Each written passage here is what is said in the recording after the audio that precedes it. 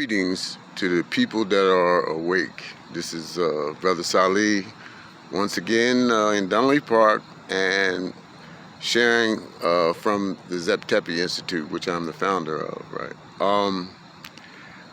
I was like this morning, what made me want to do a video was I was confronted with a situation where it didn't happen to me directly, but where I seen someone try to bring another person down because they didn't live up to the standard of righteousness that is set, I guess, by the Catholic Church and probably even further than that. But this Puritan ideal of righteousness, you know what I mean? And I saw that when the person turned around, although they said that they didn't really care what the other person said, or that, you know what I mean, it wasn't no thing to them, right? You could see in their eyes that they were disturbed by the criticism and that their own mind made them feel guilty in a way that, like, you could actually see in their facial expression and expression of emotions.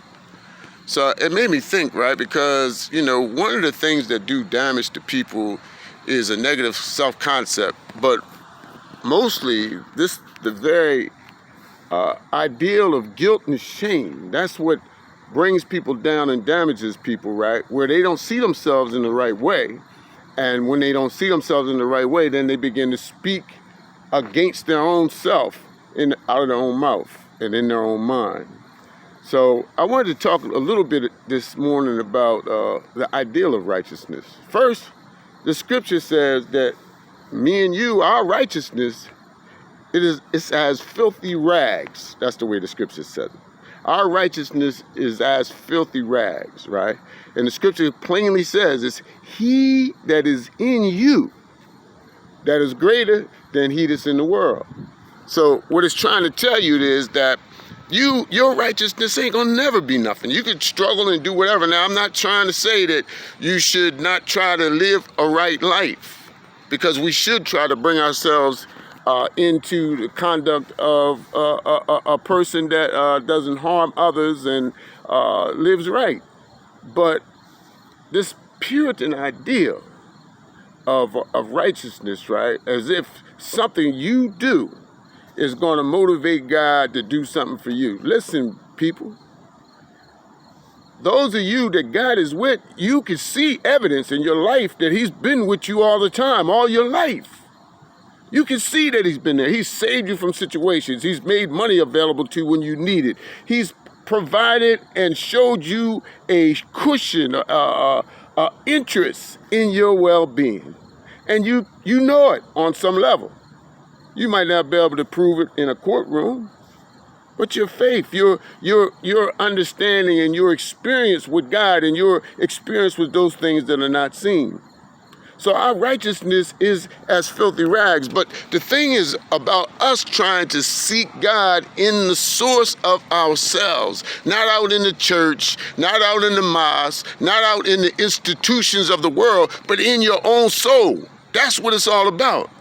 And as you do that, regardless of your faults, I'm telling you right now that the God will appear in your lives. Listen, I've been a rough fella in my life, had a lot of experiences that were like life or death. And I got to tell you, in every one of them, God showed up and preserved my life. So when times when I didn't have things or something was due or whatever, and it was a real crucial situation, God showed up in my life. And if he'll do it in my life, a person that has spent time in prison and used drugs and done all kinds of things, surely those of you that are living right, he'll do it in your life. So I just want you to understand, listen, stop feeding into that idea, because it is the conviction of sin that makes you what you are, something that is less than divine. This condemnation, the scripture studies try to tell you, it's the condemnation that hurts you. Not necessarily from outside, but what you do to your own self, in your own mind. So, beloved, let me just say, you know what I'm saying, I heard a brother one time, I gotta add this. This brother, he been shooting dope and using drugs heavy all of his life. And he been somebody that everybody, in some ways, they looked up to him because at one point he did real good with drugs and he made money and all that kind of thing. And then other points he's been real low. But he's always been out there. And so I heard a person try to condemn him one time, right? And then he told her that through all that he's done, it is God that saved him. And how does she think he's here right now? And when he said it to her, it made me realize, right, that the righteous, man, you can't tell them by their being a member of the mosque. You can't tell them by them being a member of the church. You can't tell them by anything that's external. This is an inside thing. This is Brother Salih, once again, Dunleavy Park, sharing with you from the Zep Tepi Institute. May the peace of God be with you.